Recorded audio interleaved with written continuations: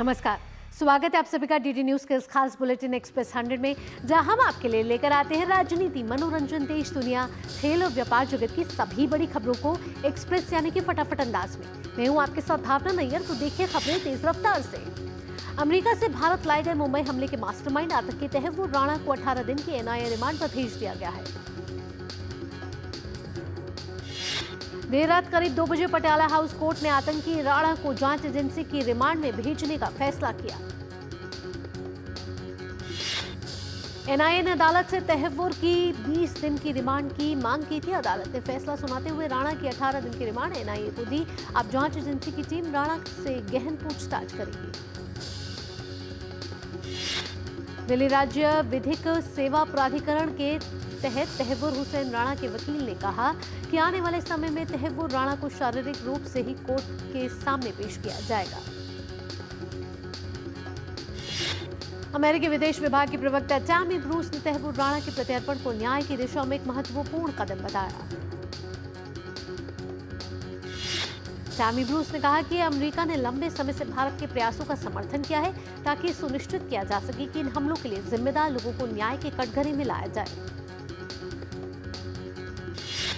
प्रधानमंत्री नरेंद्र मोदी आज अपने संसदीय क्षेत्र वाराणसी का दौरा करेंगे। प्रधानमंत्री वाराणसी में 3,900 करोड़ रुपए से अधिक की विकास परियोजनाओं का लोकार्पण और शिलान्यास करेंगे।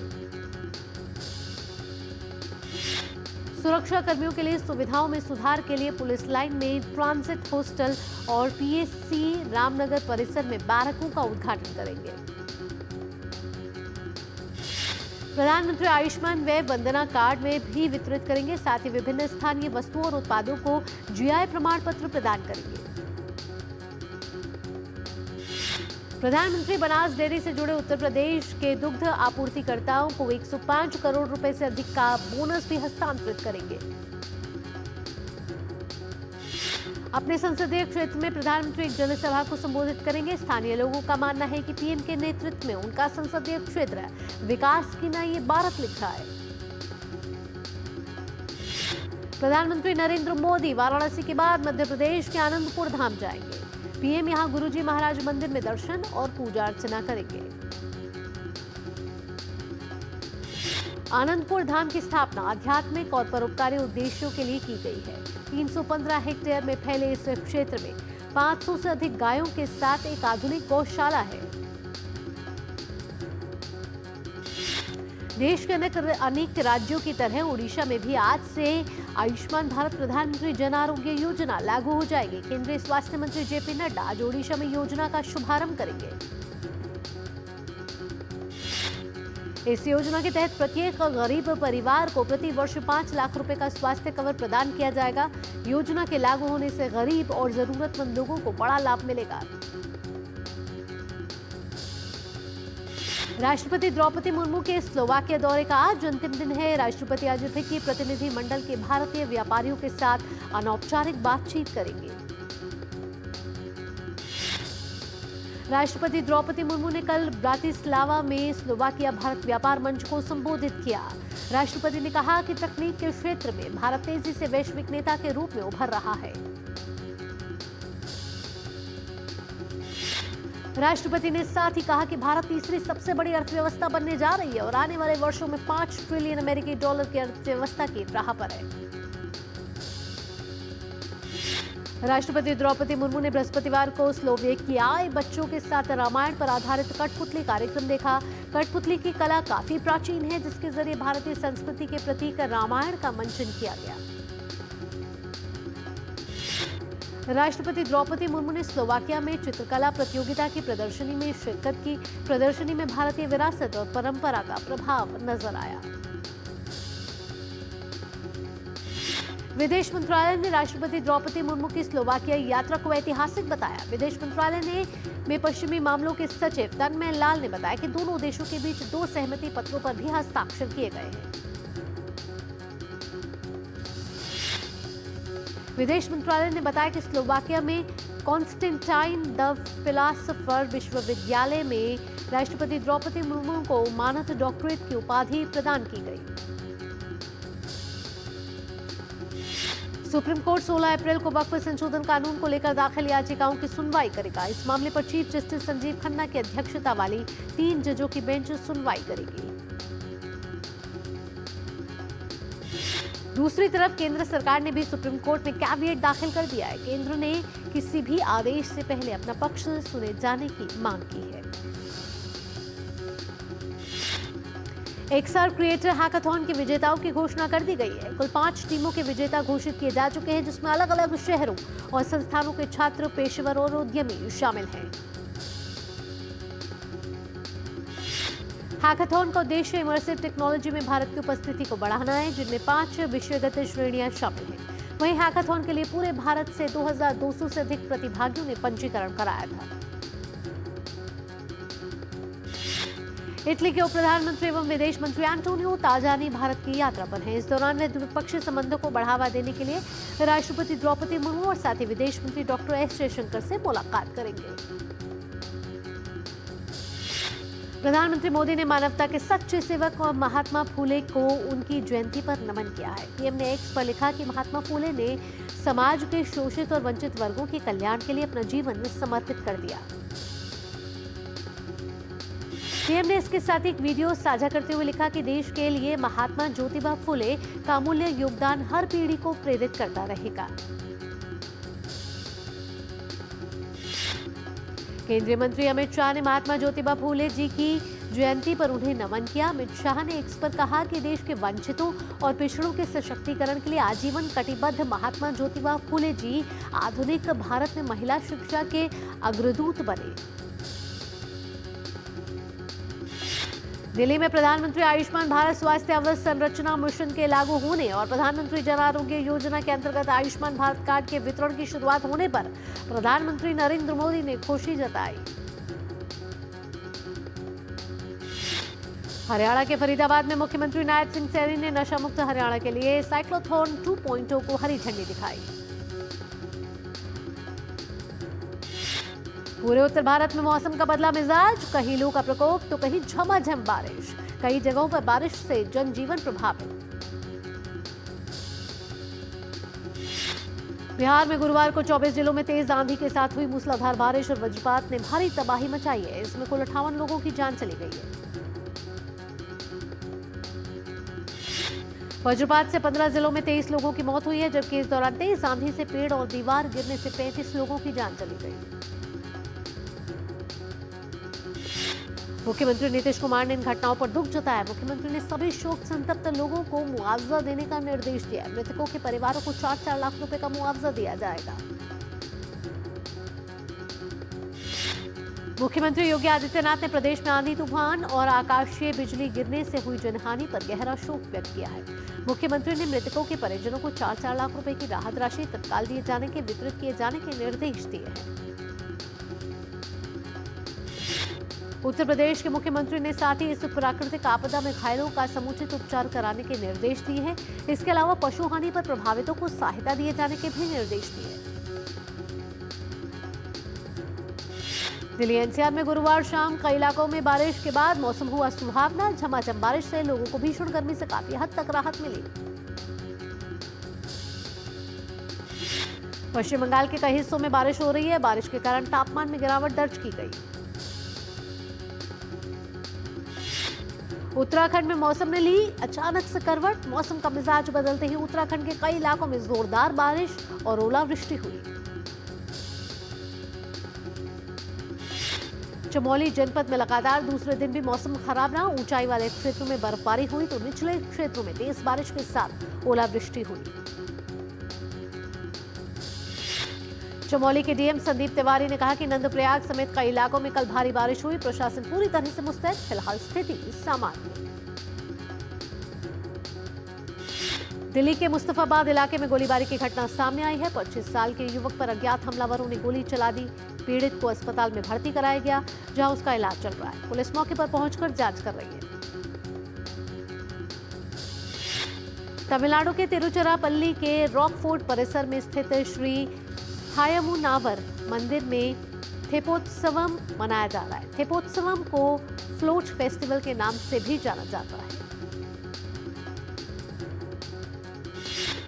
भारत की ऊर्जा मांग में मार्च में इजाफा देखने को मिला। इसकी वजह तापमान में वृद्धि और इंडस्ट्रियल और कमर्शियल गतिविधियों में इजाफा होना है।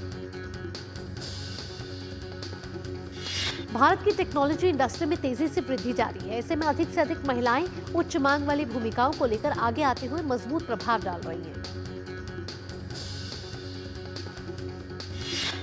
जैगुआर लैंड रोवर इंडिया ने ऐलान किया है कि वित्त वर्ष 2025 में कंपनी ने अब तक सबसे अधिक 6,183 यूनिट्स की बिक्री की है। इसमें वित्त वर्ष 24 के मुकाबले 40% का इजाफा हुआ है। मार्च तिमाही में टीसीएस का शुद्ध मुनाफा 1.6% घटकर 12,224 करोड़ रुपए रहा। कंपनी का राजस्व 5.2% बढ़कर 64,479 करोड़ रुपए रहा। वित्त मंत्री निर्मला सीतारमण ऑस्ट्रिया के दौरे पर है। निर्मला सीतारमण ऑस्ट्रिया के वित्त मंत्री और ऑस्ट्रिया के फेडरल चांसलर सहित वरिष्ठ ऑस्ट्रियाई सरकारी नेताओं के साथ द्विपक्षीय बैठकें करेंगी। एक्सप्रेस 100 में वक्त चला एक छोटी सी ब्रेक का। ब्रेक के बाद भी रफ्तार भरी खबरों के सिलसिले को रखेंगे यूं ही जारी।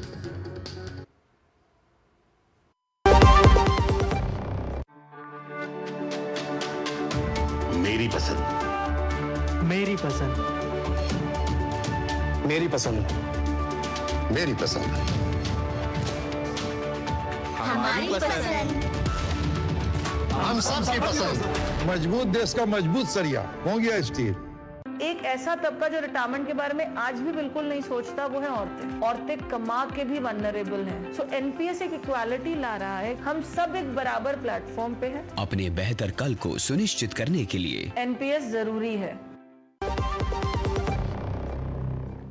ब्रेक के बाद आपका स्वागत है। आप देख रहे हैं एक्सप्रेस 100। रफ्तार भरी खबरों के सिलसिले को बढ़ाते आगे।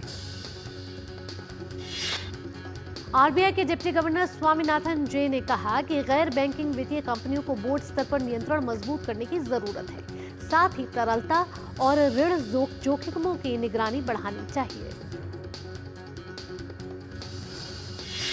प्रॉप इक्विटी की रिपोर्ट के मुताबिक पिछले वित्त वर्ष 2024-25 में 9 शहरों में नए घर 9% महंगे हुए। लिस्टेड रियल एस्टेट आंकड़ा विश्लेषक कंपनी ने यह जानकारी दी। भारत में हवाई अड्डे पर कुल यात्रियों की संख्या वित्त वर्ष 2026 में लगभग 7 से 9% की वार्षिक वृद्धि के साथ 440 से 450 मिलियन के नए उच्च स्तर पर पहुंचने का अनुमान है।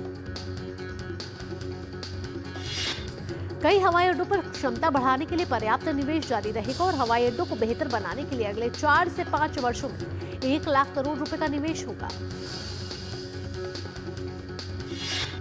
केंद्रीय बैंक द्वारा रेपो रेट में कटौती के 24 घंटों के भीतर ही Punjab National Bank, Indian Bank और यूको बैंक जैसे सरकारी बैंकों ने अपने लोन रेट में 35 बीपीएस तक की कटौती की घोषणा की है। यूजर की प्राइवेसी को सुरक्षित रखते हुए एप्पल इंटेलिजेंस अब भारत में भी उपलब्ध है। एप्पल का यह फीचर ऑन डिवाइस प्रोसेसिंग का इस्तेमाल करता है, जिसका मतलब है कि इसे संचालित करने वाले कई मॉडल पूरी तरह से डिवाइस पर ही चलते हैं। बैंक ऑफ बड़ौदा ने रिटेल और सूक्ष्म लघु और मध्यम उद्यम के लिए ब्याज दरों में कटौती का किया ऐलान। केंद्रीय कोयला एवं खान मंत्री जी किशन रेड्डी ने छत्तीसगढ़ में दुनिया की दूसरी और देश की सबसे बड़ी गेवरा कोयला खदान का दौरा किया। जी किशन रेड्डी ने कहा कि आज आयातित कोयला काफी कम हो चुका है और हम पूरा प्रयास कर रहे हैं कि आने वाले दिनों में कोयले का आयात और ज्यादा कम हो। वाणिज्य मंत्रालय द्वारा जारी आंकड़ों के अनुसार वैश्विक बाजारों में आर्थिक अनिश्चितताओं के बावजूद भारत का माल और सेवा निर्यात वित्त वर्ष 2025 में रिकॉर्ड $820 बिलियन को पार कर गया है। भारत की अक्षय ऊर्जा क्षमता में वित्त वर्ष 2024-25 में ऐतिहासिक वृद्धि दर्ज हुई है। नवीन एवं नवीकरणीय ऊर्जा मंत्रालय के मुताबिक कुल स्थापित नवीकरणीय ऊर्जा क्षमता 220.10 गीगावाट तक पहुंची। ट्रंप ने चीन पर टैरिफ बढ़ाकर 145% कर दिया। इससे पहले उन्होंने बुधवार को चीन पर 125% टैरिफ का ऐलान किया था, जबकि भारत समेत करीब 75 देशों पर एक जैसा 10% बेसलाइन टैरिफ लगाया था। टैरिफ के कारण अमेरिका चीन के बढ़ते ट्रेड वॉर के बीच चीन की एक्सपोर्ट कंपनियों पर दबाव बढ़ गया है, क्योंकि अमेरिका से आने वाले ऑर्डर में कमी आई है और इस स्थिति में फायदा भारतीय कंपनियों को मिल सकता है। कई चीनी इलेक्ट्रॉनिक कंपोनेंट मैन्युफैक्चरर्स भारतीय कंपनियों को 5% तक की छूट ऑफर कर रहे हैं। ऐसे में इंडियन इलेक्ट्रॉनिक्स मैन्युफैक्चरिंग मांग को बढ़ाने के लिए इस डिस्काउंट का कुछ हिस्सा कंज्यूमर को पास कर सकते हैं। सरकार ने 22,919 करोड़ रुपए की पीएलआई योजना को मंजूरी दे दी। ये योजना नॉन सेमीकंडक्टर इलेक्ट्रॉनिक कंपोनेंट्स के लिए है, जिससे भारत में मैन्युफैक्चरिंग को बढ़ावा मिलेगा। सन फार्मास्यूटिकल इंडस्ट्रीज लिमिटेड ने बताया कि एक अमेरिकी अदालत ने उसके पक्ष में फैसला सुनाया है। इससे एलिक्यू सेल्वी की अमेरिका में लॉन्चिंग पर लगी रोक हट गई है। अमेरिका में मैनहट्टन के पास हडसन नदी में एक हेलीकॉप्टर दुर्घटनाग्रस्त हो गया, जिससे उसमें सवार सभी 6 लोगों की मौत हो गई। न्यूयॉर्क हेलीकॉप्टर्स का टूर विमान रवाना हुआ और बाद में नियंत्रण खो बैठा, जिसके कारण लोअर मैनहट्टन के पास वह पानी में उलटा और नदी में डूब गया। कीव के पश्चिम में जाइटमेर क्षेत्र में एक रूसी ड्रोन ने एक अपार्टमेंट इमारत पर हमला किया, जिसमें एक व्यक्ति की मौत हो गई और एक बच्चा सहित 5 लोग घायल हुए। इस्तांबुल में अमेरिका और रूस के अधिकारियों की एक महत्वपूर्ण बैठक हुई है, जिससे एक दूसरे के देशों में दूतावासों के कार्यकलापों और दूतावासों को लेकर दोनों देशों के बीच आई तल्खी को दूर करने को लेकर बातचीत हुई। यमन में हूथी और ईरान के साथ बढ़ते तनाव के बीच अमेरिका ने 6B-2 बम वर्षक विमानों को हिंद महासागर के द्वीप डियागो गार्सिया में तैनात किया है। दक्षिण कोरिया में 3 जून को राष्ट्रपति चुनाव होने हैं। अभी तक सत्तारूढ़ पीपल्स पावर पार्टी के पूर्व नेता हान डोंग-हून और विपक्ष के नेता ली जे-म्यांग ने राष्ट्रपति चुनाव के लिए अपनी दावेदारी पेश की है। अमेरिका और यूक्रेन के बीच खनिजों की डील पर आज से वॉशिंगटन में तकनीकी चर्चा शुरू होगी। अगर ये समझौता हो जाता है तो अमेरिकी राष्ट्रपति ट्रंप यूक्रेन में रूस के युद्ध को समाप्त करने और शांति लाने के लिए प्रयास करेंगे। हालांकि यूक्रेनी उप प्रधानमंत्री ओला स्टेफनिशना ने के अनुसार ये कीव की अन्य वित्तीय प्रतिबद्धताओं में हस्तक्षेप नहीं करेगा। भारत ने म्यांमार में आए विनाशकारी भूकंप के बाद ऑपरेशन ब्रह्मा के तहत मानवीय सहायता बढ़ा दी है। इस अभियान के तहत भारतीय इंजीनियरों की एक टीम ने मांडले और राजधानी नेपिडा में भूकंप से प्रभावित इलाकों का जायजा लिया। Indian Premier League match Kolkata Knight Riders और चेन्नई सुपर किंग्स होंगे आमने सामने। ये मुकाबला चेन्नई में खेला जाएगा। मौजूदा सीजन में सीएसके को 5 मैचों में महज 1 में जीत मिली है। वहीं केकेआर की टीम अब तक 5 में से 2 ही मैच जीत पाई है। आज चेन्नई की टीम बड़े बदलाव के साथ उतरेगी। दिग्गज खिलाड़ी एमएस धोनी सीएसके की कप्तानी करते हुए आएंगे नजर।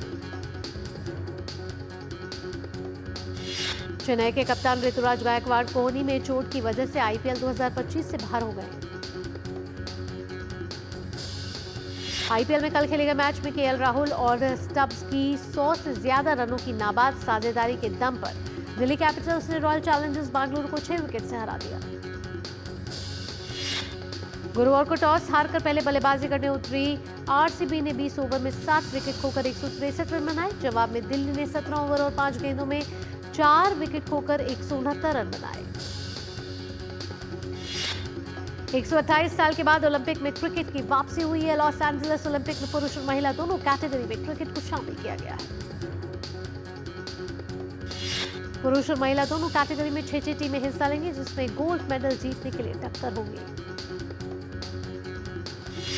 सीनियर एशियन रेसलिंग चैंपियनशिप में रजत पदक जीतने वाले भारतीय पहलवान दीपक पूनिया ने कहा कि आने वाले समय में भारतीय कुश्ती के लिए परिवर्तनकारी साबित होगा। भारत के टेनिस स्टार रोहन बोपन्ना और उनके जोड़ीदार बेन शेल्टन ने मोंटे कार्लो मास्टर्स के पुरुष युगल के क्वार्टर फाइनल में प्रवेश कर लिया है। अंतिम 8 में भारतीय अमेरिकी जोड़ी फ्रांस के मैनुअल और रोमेन आर्नेडो की जोड़ी से भिड़ेगी। बैडमिंटन एशिया चैंपियनशिप में भारत का सफर निराशाजनक रहा। पुरुष वर्ग में भारत के प्रियांशु रजावत अंतिम 16 में हारकर बाहर हो गए।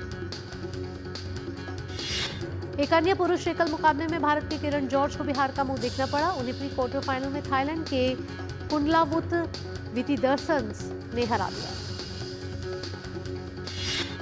भारत की स्टार बैडमिंटन खिलाड़ी पीवी सिंधु को बैडमिंटन एशिया चैंपियनशिप के प्री क्वार्टर फाइनल में हार का सामना करना पड़ा। सिंधु को जापान के अकाने यामागुची के हाथों हार झेलनी पड़ी।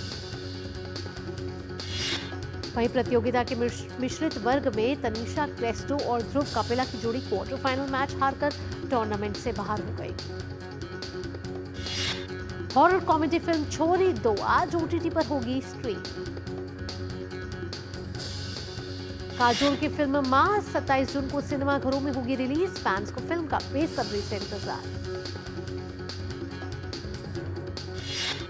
Horror comedy film the Bhootni 18 April को सिनेमाघरों में होगी रिलीज। इस फिल्म में संजय दत्त, सनी सिंह और मौनी रॉय हैं।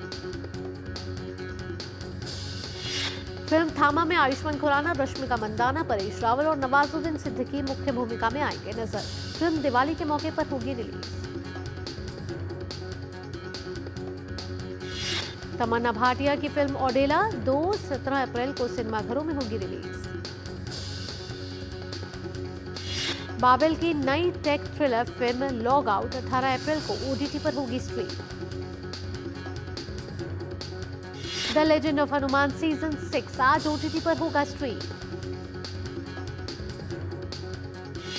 राजकुमार राव और वामिका गब्बी की मोस्ट अवेटेड फिल्म भूल चूक माफ 9 मई को सिनेमाघरों में होगी रिलीज। नई हॉरर थ्रिलर सीरीज खौफ 18 अप्रैल को ओटीटी पर होगी स्ट्रीम। और जूल थीफ 25 अप्रैल को ओटीटी पर होगी स्ट्रीम। इसमें जयदीप और सैफ आएंगे नजर।